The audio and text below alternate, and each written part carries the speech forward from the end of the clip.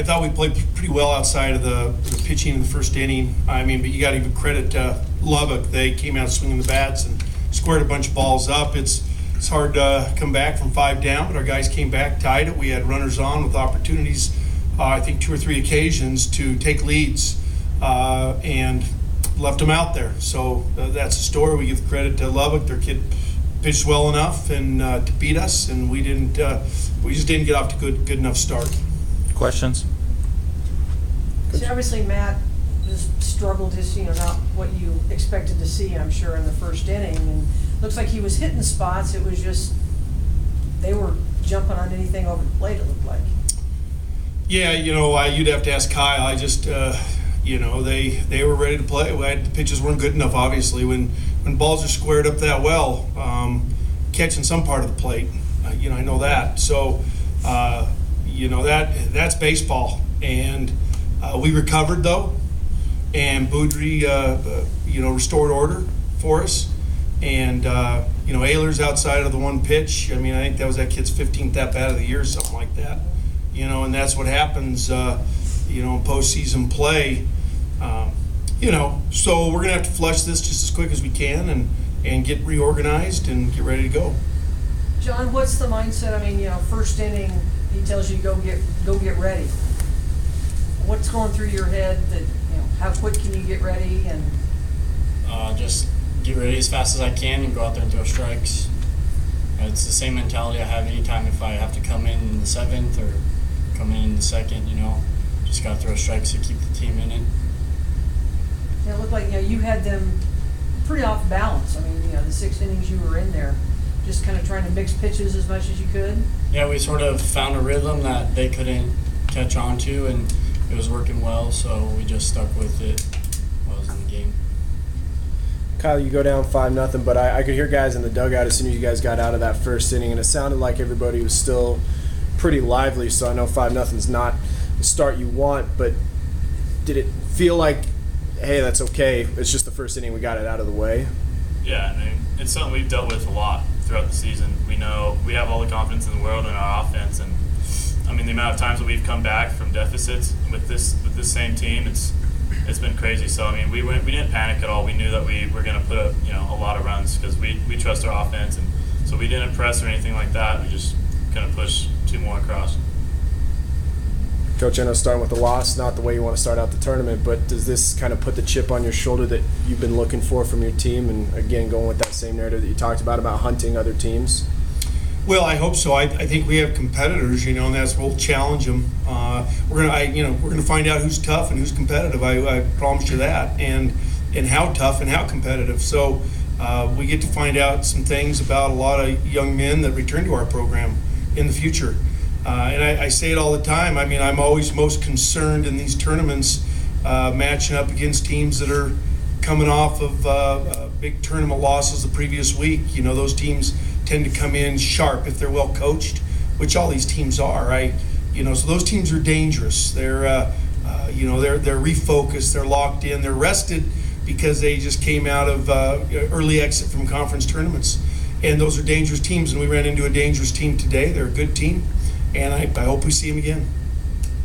Say their guy comes in with 104 strikeouts. You guys did a really nice job keeping, putting the ball in play, not, striking out. Was it just a different mindset, different approach, or just? We're just challenging these guys to battle and to compete. And I thought at the plate we competed. We weren't perfect, and we did have opportunities to get the lead and maybe even crack it open. But overall, I'm happy with how they competed. Kyle, was Matt, I mean, it looked like he was hitting spots, and the Lubbock guy said, yeah, he was. We were just really aggressive at the plate. Yeah. Was it just a little not enough movement, or just they were just hitting good pitches? Yeah, I mean, they definitely took the right approach to his kind of pitching style. He's going to be around the zone. He's not going to walk a whole ton of people. So, I mean, it's not like he was living over the heart the whole game. He was hitting edges. I mean, he was mixing speeds. We were doing everything we could. They just came out with their foot down on the pedal, and they just decided they're swinging. It doesn't matter what pitch it is, what pitch in the count. They were just going to put a swing on it.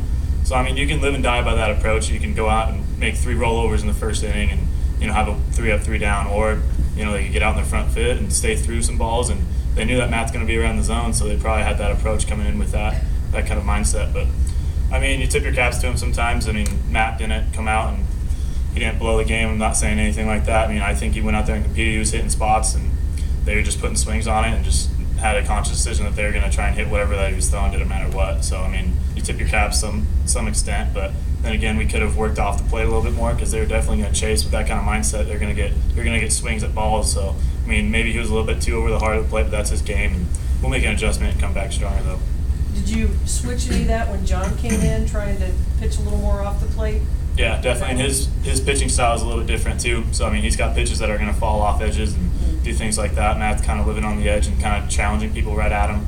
So I mean, Booty's his pitching style and his different like pitches, they complement these guys, these hitters. So I mean, he's throwing stuff that's falling off the plate a little bit, getting better, swinging misses and things like that. So we stayed with the same approach relatively. I mean, we adapted to their kind of hitting style and their aggressive mindset. So I mean, it worked out. Booty did a great job, getting ahead still with that, and getting them to swing and miss late in counts.